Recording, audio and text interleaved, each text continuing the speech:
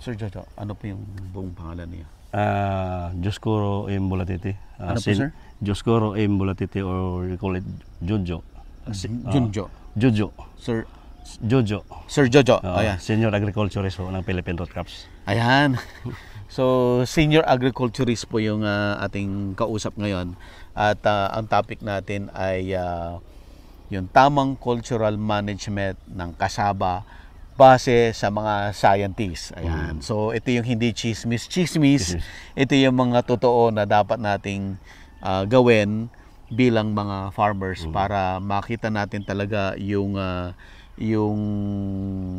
maramdaman natin talaga yung productivity, no? Na magiging para kumita talaga ang isang farmer para ma-maximize natin yung yield ng kasaba. Yan. Si Sir Jojo ang magdi-discuss nun. Senior agriculturist dito sa Philippine Root Crops Research and Training Center. Yan.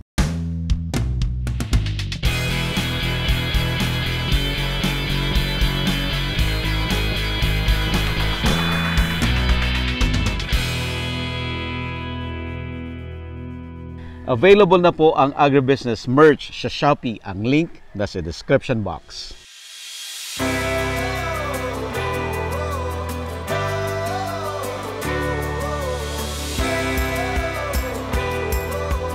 Madami hong nagtatanim ng kasaba sa Pilipinas, no? Marami. Pero sad to say, maraming hindi nakakaintindi ng tamang cultural management. Yeah. Tama po ba yan, sir? Totoo yan. Totoo yan. Okay. Umpisan natin ang discussion natin doon sa ano ba ang tamang binhi or breed variety na dapat gamitin ng isang magsasaka. Okay. So, yung ating mga variety, no, sabi sa previous natin discussion with Sir William, no? Yes, sir. Mayroon tayong for food at saka for processing, for feeds, mga for processing, mga ganon. So, kung kadalasan sa mga farmer, gumagamit talaga sila ng yung for food. For food. Ito yung mga small farmers. Small farmers. Okay. Pero pag mayroon tayong sa mga plantation na type, so yung sa mga feeds, mga cooperatives. Mga cooperatives, so halo-halo. Okay. So, bali, ang primerong gagawin is yung pag-aaral talaga. Dapat maganda yung pag-aaral sa ating lupa. So, simple lang. Land prep. Land preparation, yung normal na proseso. Importante yun. Importante din yung pag-select ng lupa. Very importante yun. So, wag kang pipili ng lupa na yung waterlogged. Kasi yung kasaba, dapat hindi siya matubigan within 24 hours. No stagnant water. Ibig sabihin, sir, kung sinabi mong no waterlog, so ang mga lupa na tinatamnan ng palay, hindi pwedeng tamnan ng kasaba? Hindi pwede pag may tubig. Pero pag may tubig ba? So kaya part yun ng land preparation. Land preparation. Okay. Tapos yung lupa dapat maganda sa kasaba yung sandy loam talaga. Medyo buhaghag. Pag sinabi mo bang sandy loam, may buha-buhangin? Mayroong buhangin. May buha-buhangin konti at buhagag. Okay, yun ang perfect for kasaba. Kasaba, not only kasaba. For other crops. For other root crops. Yeah. Okay. Before natin i-discuss thoroughly, sir, yung land preparation, gusto ko manang ma-discuss natin yung saan perfect magtanim ng kasaba. Ito ba ay para sa high elevation, para sa low elevation, para ba yan sa mainit na lugar, o para yan sa medyo malamig na lugar? Saan ho ang tama? Ang kasaba, sun-loving crop talaga siya. So, mas maganda talaga yung exposure sa sunlight. Importante yun. So, sa mababang lugar ba, sir? O pwede rin sa mataas na lugar? Pwede sa mataas na lugar, pwede sa bababa. Basta exposed sa sunlight? Lang sa sunlight. Yun ang importante. Okay, sir. Doon po tayo sa land prep. Paano, sir, mag-land prep? The usual, plowing, harrowing, tapos naka-ridge. So, importante yung kasaba. Dito kasi sa amin, tinatanim for research to. Sa kasaba, doon dito sa ridge. Hindi kaya sa ibang lugar na Flat. yung area. Lalo sa Pampanga na mga area. Flat sila. Flat sila. Dito sa amin, importante na naka-ridge siya. Okay, kailan dapat naka-ridge, kailan dapat naka-flat? Pag naka-ridge, dapat ang importante sa naka-ridge talaga na hindi siya matubigan, lalo na pag heavy rain. Pag heavy rain, yung tinamnan mo ng kasaba na dating tinatamnan ng palay, ang perfect sa kanya dapat naka-ridge pa. Kasi may tendency yon na baka ma-stuck yung tubig. Okay, dapat naka-ridge siya. But yung mga Pampanga part na sobrang massive na maluluwang na hindi naman natatamnan ng palay kasi sobrang drained. Mabilis ma-drain talaga yung tubig, hindi pwedeng tamnan talaga ng palay. Yun naman yung perfect for kasaba. Tama po ba? So kahit hindi naka ganito, kahit na flat lang siya, pwede siya. Pwede. Okay sir, after the usual land prep, ano po ang next na activity natin? Yun, pag ready na yung area, yung selection natin sa planting materials. Okay, yung itatanim, kadalasan yung farmer, tinatanim na is yung for food. For food? For food talaga. Tapos, mayroon na yung maraming variety, no? Sa Philippine Rootcraft, marami tayong variety. Sa halimbawa, sinabi ni Sir William, 48 recommended varieties. Pero yung kabuuan talaga ng germplasm sa Rootcraft is more than 800? 300. 300 kaklase na balanghoy. Okay. Tapos yung ating itatanim, bali ganito lang ito yung usual, kahaba. Ating 6 to 8 nodes. Ito, 1, 2, 3, 4, 5, 6. 6 supposedly. Ito. So, tapos yung pagtatanim, dapat maraming klase ng pagtatanim, yung planting position, sir. Okay. Sa farmer, no.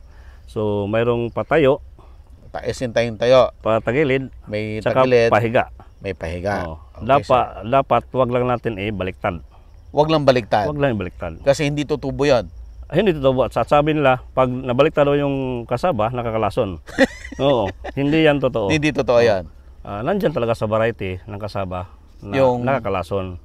O hindi. Pag mayroon siyang high cyanide content na kasama. Cyanide content. Pero yung for food, usually mga low HCN yan. Yes. Low siya. So hindi yan totoo na baliktad, nakakalason. Okay. Sir, kailan ka magtatanim na nakatayo? Pag nagtatanim ka na nakatayo, maraming consideration. Okay. So sa lupa, sandy loam, okay lang nakatayo. Pero during summertime, so ang nirecommend natin is yung pahiga.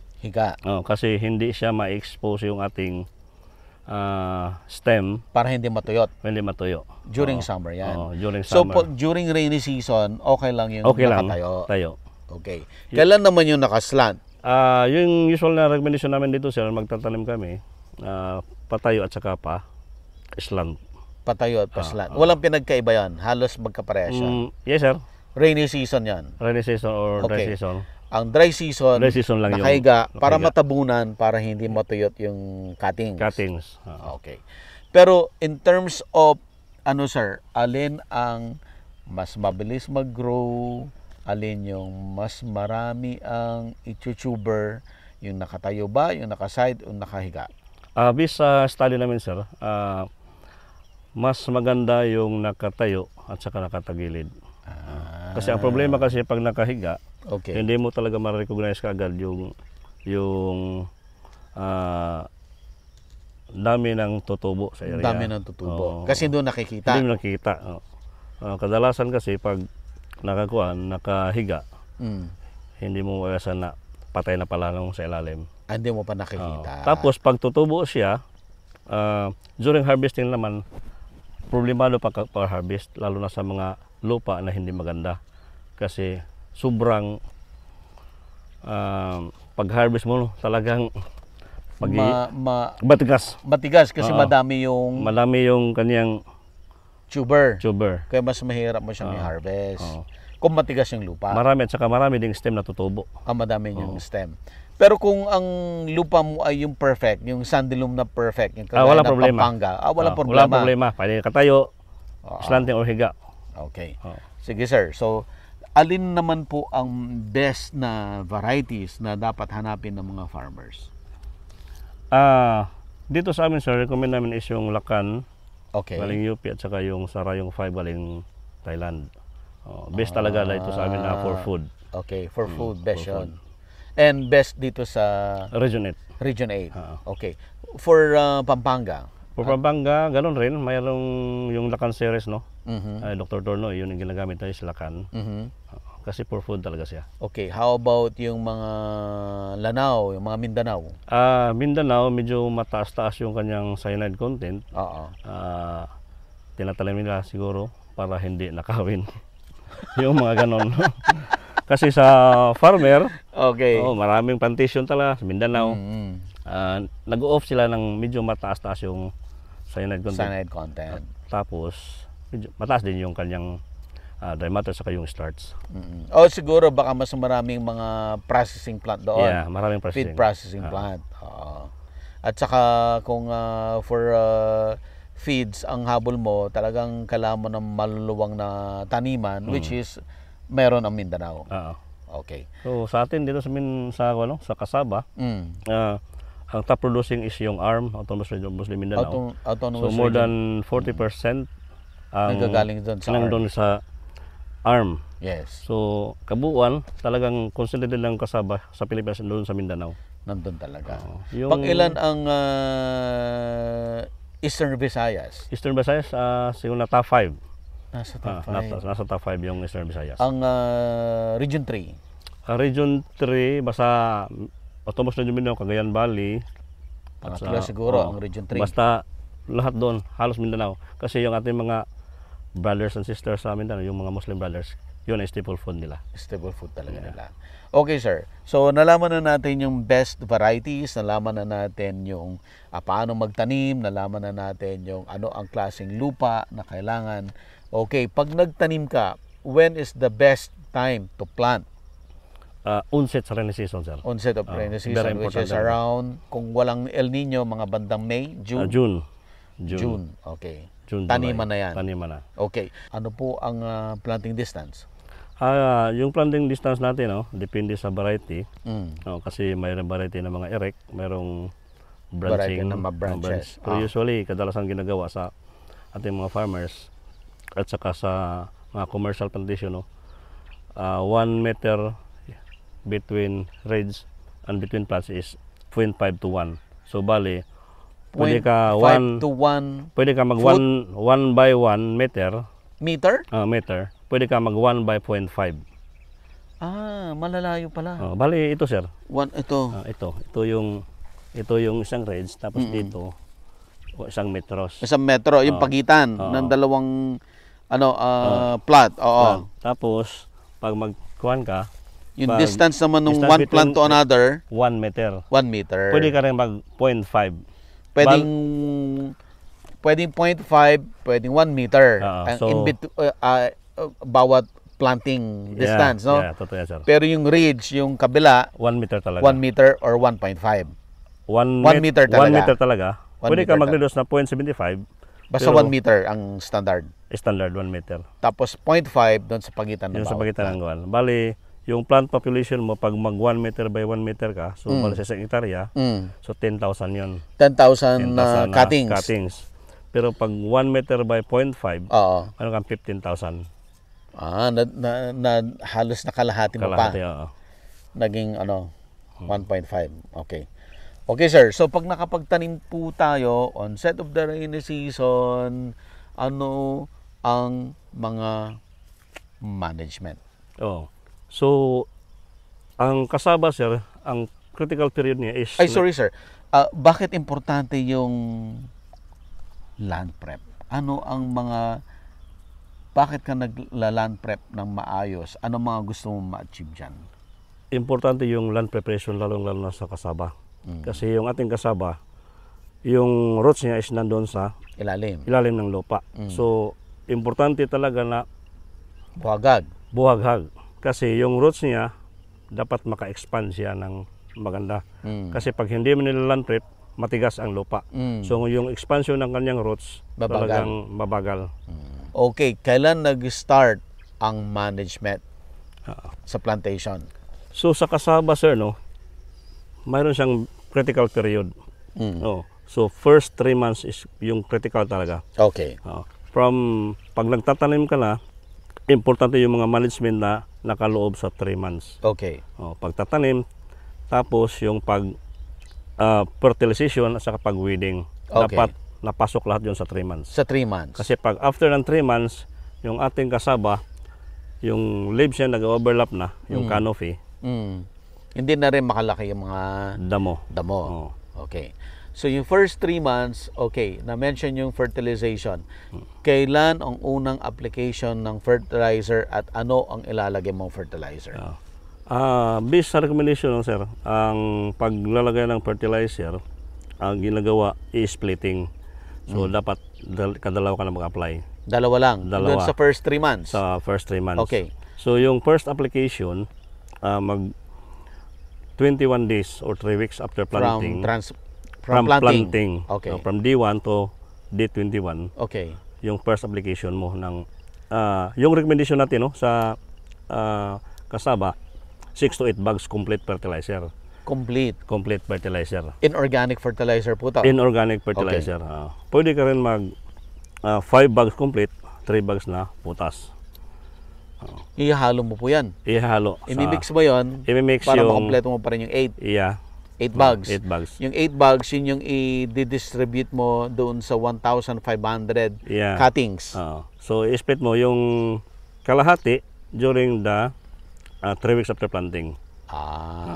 And tapos then yung paglalagay, kalahati nandun sa 2 months after planting. 2 months after planting. Okay.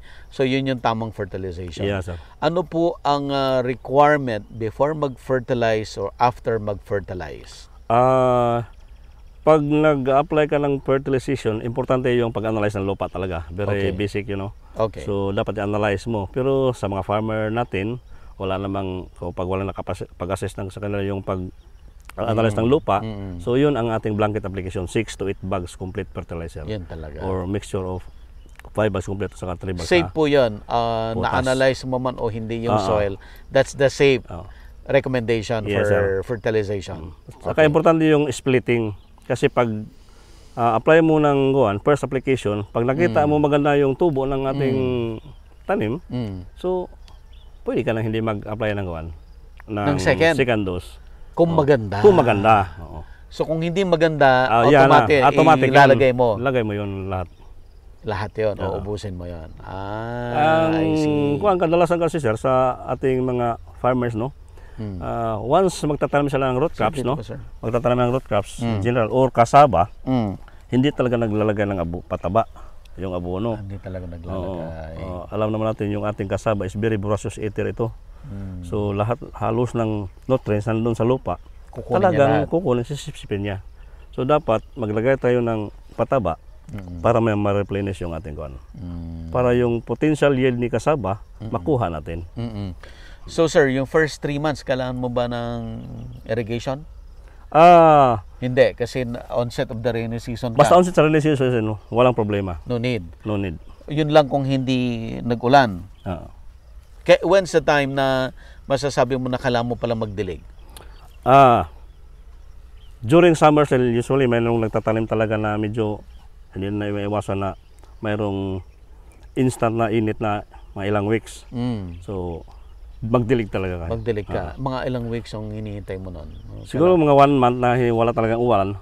Dapat diligan mo na. Dilig ka talaga. Dilig ka na. Pero ang kasaba naman, very resilient crop ito, no? Kahit itapon ito, tutubo ito. Kasi talagang mag-absorb siya ng moisture.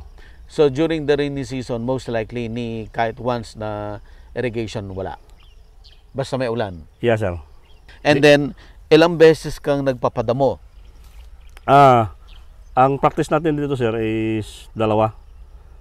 So, before ka mag-apply ng fertilization at 3 weeks, so dapat mag-weeding ka. Or isusurko mo or yung araro. Para yung lupa igaganon niya. Para matakpan yung damo. Tapos sabay mo na yung paglagay ng pataba. paano linalagay yung pataba? Saang portion? Let's say for example, ito yung batang halaman. Okay, sir. Saan mo ilalagay yung fertilizer? Usually, sir, pag dito yung puno, mga isang langka lang. Isang dangkal. So, andun dyan ka dapat maglagay. yung ano. So, paglagay ng pataba, ganun lang, sa isang puno. Isang ganyan, lagay mo tapos tabunan. Tabunan. Yan na yan. Oo, yun na yun. Isang, lang, application dito. Sir, wala nang ibang management aside from weeding and fertilization for the first 3 months? Yung sa selection, sir, no? Balikan ko yung sa selection Okay. natin. Dapat gumamit ka ng planting materials na dapat hindi lalagpas ng 1 month na na-stock. Dapat, Sa? halimbawa, nag-harvest ka ng Nag-cut planting ka, materials, nag-cut ka, ready for planting. Ah. So, yung mga ganito, Itong mga cuttings na to, dapat naka-stock siya sa shaded areas. o shaded areas. Tapos gamitin mo, dapat hindi lalagpas ng 1 month. So kung 1 month na nakastock to, hindi na pwede. O more than 1 month, pag ginamit mo yan, ang kanyang germination, mababa na. Mababa na. At saka dapat, pag gumamit ka nito, 6 months na pataas yung maturity niya. Itong trunk. Trunk. Halimbawa, ito 6 months. So, pwede kang gumamit ng planting materials. Oo. Pag mababa, siyempre mas bata. Pag mas bata, hindi. Pag Pag itanim sobrang mo, tanda, okay lang kasama, sir. Walang problema. basta minimum of 6 months. 6 months, Hanggang patanda, Patanda. yun yung best na Best cuttings. talaga ang cutting. Okay. So, kasi pag medyo bata, ang kanyang stalks, medyo, pag itanim mo, pag mainit, siyempre madali siyang ma-dehydrate. Tapos sir, di ba nagtanim ka ng kasaba. Okay. Pag during harvest, di-harvest mo yung tuber. And then ito, magiging cuttings mo, di ba? Yeah. Magiging planting material mo. Mm. Ilang beses kang pwedeng kumuha ng planting material dun sa tanim mo? Pwede kang gumamit ng until 5 to 7 Times. Ah. So, Yun ang 5 recommendation. to 7 times mo siyang tinanim. Yeah. At yung pangtanim mo na bago nanggagaling doon sa dati mong Dati tanim. mong tanim. That's 5 to 7 times. After that, Magkuhan ka. kailangan mo nang bumili ng panibago. Yeah. Babalik ka sa mga accredited, reputable nursery. nurseries to buy a new planting Planting material. materials. Okay. Dapat pipili sila. Pipili sila. Pumunta sila sa mga accredited station, which is ang Philippine Root Crops is accredited by the Bureau of Plant Industry Bureau of Plant Industry. as nursery grower. Okay. So, dumating yung 3 months, fertilizer, walang irrigation kasi onset of the rainy season. Twice ka lang magpo-fertilize, hinati mo, kung maganda performance, hindi mo nagagawin yung second. Weeding, which is aaruruhin mo, di ba? Before ka mag-fertilize. Aside from that, sir, ano pang mga management? Pwede ka rin mag-treatment ng mga cuttings. Ididip mo siya sa fungicide saka sa insecticide na chemicals. Okay, paano po mag-dip? Kadalasan ginagawa namin, ididip lang namin mga 10 to 15 minutes, no? Tapos tanim. Parang timba? Ganun ba? Parang timba. Batcha or Tapos timba? ididip mo lang. Ididip. Yung Buong yung mga cuttings? cuttings. So, submerge dapat doon sa ilagay, solution? ilagay mo sa kuwan, sa sako or net bag, ididip mo. Tapos tanim. Okay. Yung mga ganun. So ano po yung mixture ng solution na 'yon na pangbabad mo sa kanya? Marami siya, no? Mayroon naman sa pack natin. Andun na sa pack ng nandyan naka-specify yun. Iba't iba yung chemicals. Fungicide or insecticide, iba't iba yung mga recommendation ng iba't ibang company. Okay. Nandun Sige. yun. Basta-basahin na lang Basahin yung yun. label. Okay. Okay, sir. So 3 months. Oo. Ano na ang management? So after ng 3 months, no? Lahat ng ating yung management na implement na natin, kasi yung critical period is nandun sa 3 months. So after that, pwede nang iwanan. Iwanan na. Iwanan na. Pwede kang Plant and forget pumunta na. ng Manila. Balikan mo pag-harvest. Kailan ka babalik? Kailan ka babalik? Balikan mo After 10 months. 10 months. 10 months after planting. Ayan na. So Harvest mag-harvest ka na. Harvest ka na. Oo. Hindi ka kaya unahan ni kapitbahay. Yun ang problema. Baka si kapitbahay yung nag-harvest. Mag-harvest. Kaya kailangan i-monitor mo pa rin. Monitor mo, siyempre. Wala ka ng activity sa farm. Pero dapat i-monitor mo pa rin siya. pagtapos na yung dito na area, yung management, so punta ka naman ng other area. Pwede ka nang gumawa ng ibang area. Ibang area. Ayan. So dito tanim ka ng 1 hektar, sa sunod tanim 1 hektar. Para So year round. pwedeng Staggered planting. Naka-staggered planting ka para tuloy-tuloy yung harvest mo. Tuloy-tuloy may ma-harvest ka. Okay, sir. Yun na yun, no? Wala nang problema doon sa plantation. So, pag may bagyo, ano mangyayari? Walang problema? Pag bagyo, sir, pag medyo talaga sobrang lakas, yung pruning, i-implement natin. Magpo-pruning ka. Paano mag-pruning? I-consider mo rin, sir, pag magpo-pruning ka, halimbawa, nandun na ito sa 7 months or 8 months. So, partial pruning lang. Kasi pag ito totally prune mo, talagang affected yung kanyang roots. Kasi mayroon na siyang root development. Mayroon siyang kasi minamanage dun sa loob. Halimbawa ito, ipoprune mo talaga during 7 months ito, totally. So, ang mangyari, mayroon siyang tutubo na bagong shoots. Which is yung carbohydrates na nandun sa roots, mapupunta sa new development ng kasaba. So, bawal? Bawal yun. Okay. So, consideration pag mayroong bagyo, so, economics yun. Ipantay mo. Ano dapat, sir, ang so, partial pruning ka lang, pag hindi medyo malakas, wag na lang. Kung hindi naman Yolanda, wag na lang. Wag na lang, oo. Pag Yolanda, paano yung partial pruning, harvestin mo na lahat. Harvestin mo na lang. Lahat. Yung 7 months, mayroon na yung laman. 6 months. Harvest na lang. Ang kasaba, 6 months, mayroon talaga siyang pwede na maibenta. Pwede rin naman na after ng bagyo, saka ka na lang mag-harvest kung nasira. Kung nasira, bunutin mo. Harvest na. Kung hindi naman nasira, di pwede pa. Pwede pa. Ayan. Pag ang partial pruning naman ay, let's say ito, ilan ang i-retain mo dyan?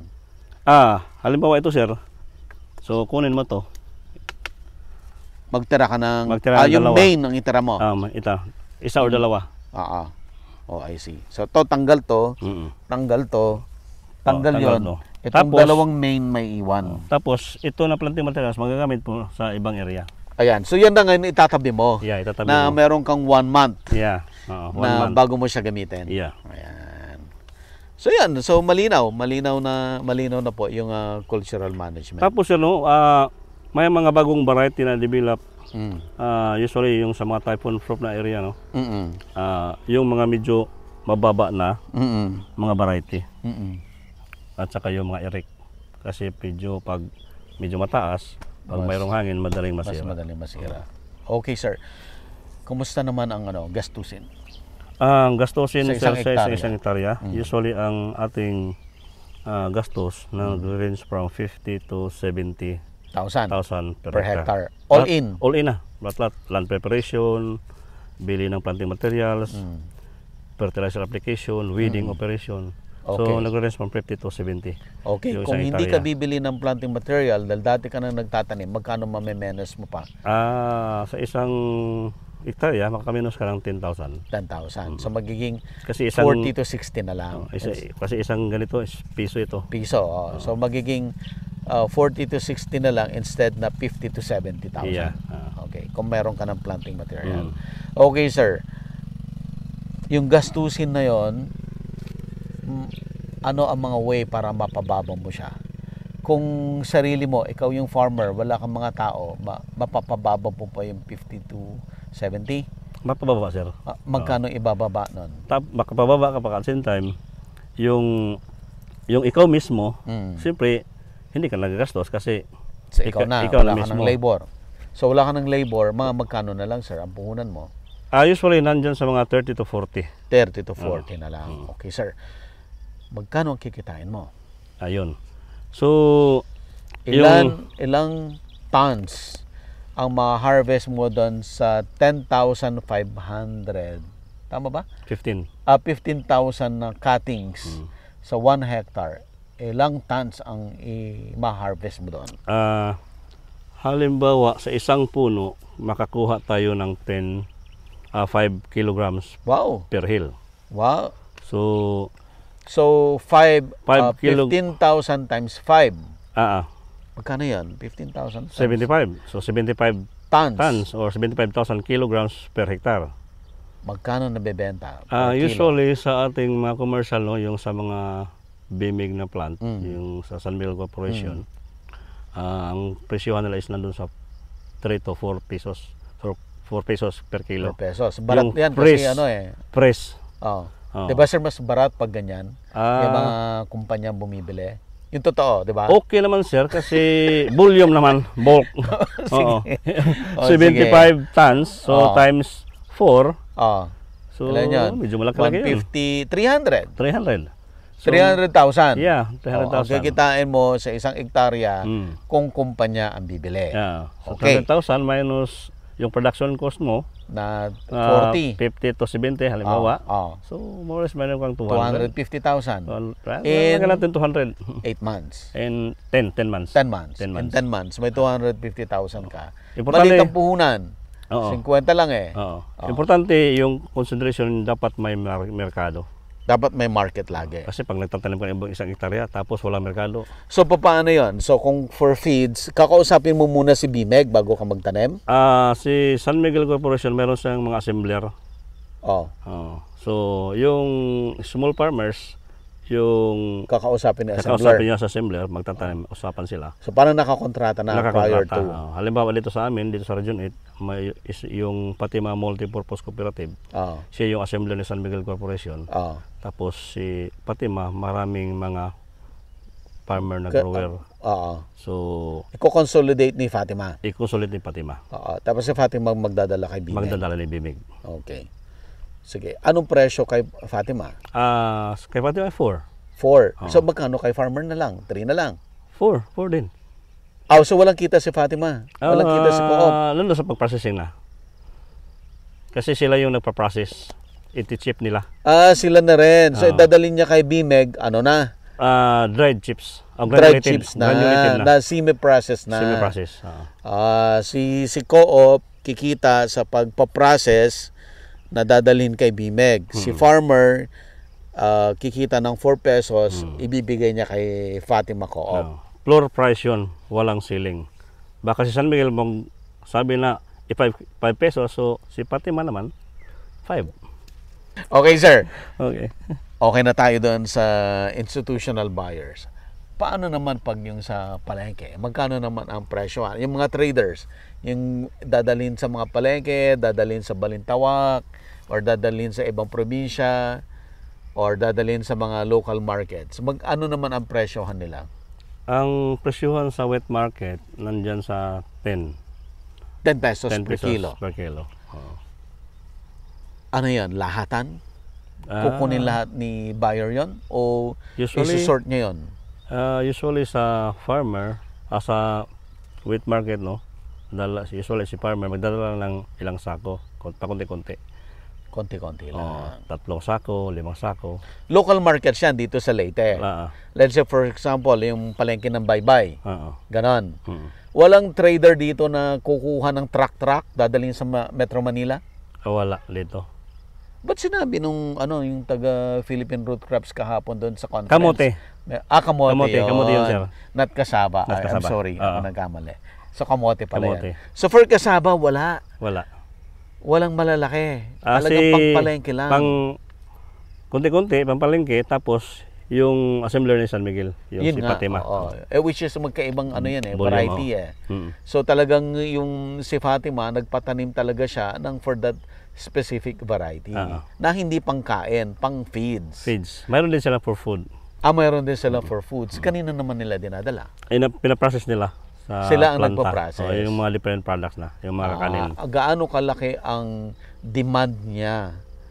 Let's say ako, farmer ako, nagtanim ako ng for food. Ilang percent ang kukunin niya? Ilang percent yung hindi niya kukunin at hahanapan ko ng market, hahanapan ko ng palengke, nabubunutin ko siya konti-konti para itanim. Si farmer, pag nakakontrata ni Fatima, lahat yun lahat kukunin niya. kukunin niya. Basta nakakontrata. So, yung hindi nakakontrata na farmer ang maghahanap ng market niya sa palengke. Pwede niya ibenta sa market. Pag medyo naubos sa yung sa merkado, pwede niya ibenta ni Fatima. kukunin ni Fatima Kukunin kung ni Fatima. kulang si Fatima. Kung kulang. Pero kung enough yung production ng farmers ni Fatima, good luck si farmer. Pero dito sa amin sir, sa Region 8, malaki yung volume talaga na required ni San For Miguel for feed at for food. Okay, sir. To wrap up yung usapan natin. Maganda ba magtanim ng kasaba? Oh, may pera sa kasaba. Talagang may pera. Importante lang may market. Very important. So yung mga Yung nasa merkado co-op, talaga. wala silang problema. May Wala market problema. sila. Oh. Ang ano dito, yung mga small farmers. Yung small farmers natin, okay naman kasi mabenta nila sa mga palengke yung consumption nila. Pag wala silang pagkain, bubunot lang ng kasaba, mayroon ng Okay. pagkain. So ang sinasabi niyo sir, walang nagkakaproblema na farmer dito na wala siyang pagdadalhan. Yes, sir. Lahat nabibili. Lahat, nabibili. May pera talaga sa kasaba. Final word natin sa audience natin, sir. In-encourage ko yung mga farmer natin no, na magtatanim ng root crops, lalong-lalo na kasaba. Kasi talagang dito sa region, kulang talaga ng produksyon ng kasaba. Kulang Okay. talaga. Kasi marami yung demand ng kasaba, either for food or for feeds. Kulang talaga. Tapos talagang may kita pag nagtatanim ka ng kasaba. Gaano kalaki sir yung kulang? Kulang. Ilang Siguro, percent kaya ang kulang natin? sobra siguro man nandiyan sa mga 70 to 80% yung kulang talaga na requirement dito. Talaga? Yeah. Dito lang sa Dito Leyte? lang, Leyte. Wow. Talagang kulang tayo na supply. Yung supply nga dito, halimbawa no, si San Miguel lang example, no? Kukuha pa yan doon sa ibang lugar sa region para i-supply dito sa Para lang planta nila makompleto niya. para makaroon yung ating mga yung mga growers din ng mga poultry, yung mga sa pigs. Okay sir, ano ang advice niyo sa farmers para kailangan ba nilang maging scientific yung pagtatanim? Kailangan ba nilang sundin yung mga sinabi ninyo para talagang kumita sila? Importante talaga na yung farmers natin magiging businessman, business-minded. At saka gagamit yung mga high-yielding variety which is recommended by the Philippine Root Crops. So sa Philippine Root Crops, marami tayong mga variety either for food or for feeds and for processing. Importante na yung cultural management ma-follow nila. Pero pag mag-engage na into commercial, lalo na may buyer, dapat pipili silang magandang planting materials at saka sundin yung magandang cultural management. Lalong-lalo na yung fertilization. Para malaki yung yield, tapos siyempre maganda yung kita. Sir Jojo, thank you so much. Thank you, sir. Apo, huwag kang mag-alala. Hindi kayo... Gusto ko lang maintindihan. Okay, Kaya sir. may nagtatanong ako ng mga ano. But alam ko naman yung hindi pwede. Available na po ang Agribusiness merch sa Shopee. Ang link nasa description box. Agribusiness, how it works. Instruct, inspire, succeed.